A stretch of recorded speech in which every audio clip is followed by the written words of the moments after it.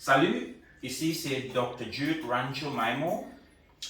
Aujourd'hui, nous allons parler du cancer du sein. Et quand on parle du cancer du sein, ça effraie beaucoup de gens. Donc, ce qu'on va faire aujourd'hui, c'est essayer de comprendre les symptômes et les signes qui montrent qu'il y a la possibilité du cancer du sein. Donc, quels sont les signes et les symptômes?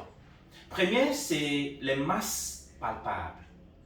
Quand on examine le sein, on peut palper les masses. Parfois, c'est des petites masses, parfois, c'est des masses un peu grosses. Deuxième, c'est rétraction récente du mamelon. J'ai dit récent parce qu'il y a les femmes, il y a les filles qui sont nées avec les mamelons un peu rétractés dès la naissance. Ça, ce n'est pas un problème. Mais quand, au cours du vie, on se rend compte qu'à un moment, les mamelons commencent à se rétracter, ça, c'est un peu dangereux. Troisième, c'est écoulement du mamelon. On peut avoir écoulement avec les masses et on peut aussi avoir écoulement sans masse. Et quand on parle d'écoulement du mamelon, c'est important parce que l'écoulement peut être du lait. Quand c'est du lait, ce n'est pas très dangereux. Mais quand c'est le liquide un peu clair ou le sang, quand c'est du sang, c'est tellement dangereux. Donc, il faut se faire consulter. Troisième ou quatrième, on peut avoir changement cutané, c'est-à-dire la peau du sein.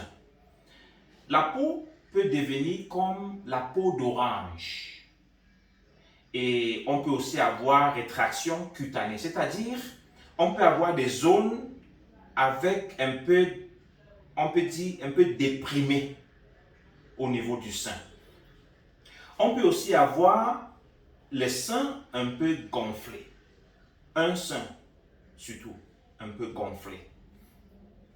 Et on peut avoir desquamation, ou bien on peut dire eczéma. Tu vois, au niveau des seins, il y a l'eczéma. Et c'est aussi important de se faire consulter.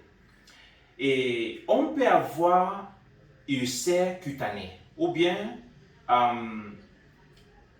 une plaie sur le sein. Il y a les gens qui ont le plaie, ils prennent des antibiotiques, mais ça ne finit pas, et ça ne guérit pas. Cinquième, c'est la douleur. Les seins font mal. Même si on ne touche pas, ça fait mal. Il faut se faire consulter. Et on peut aussi avoir les ganglions au niveau des axillaires.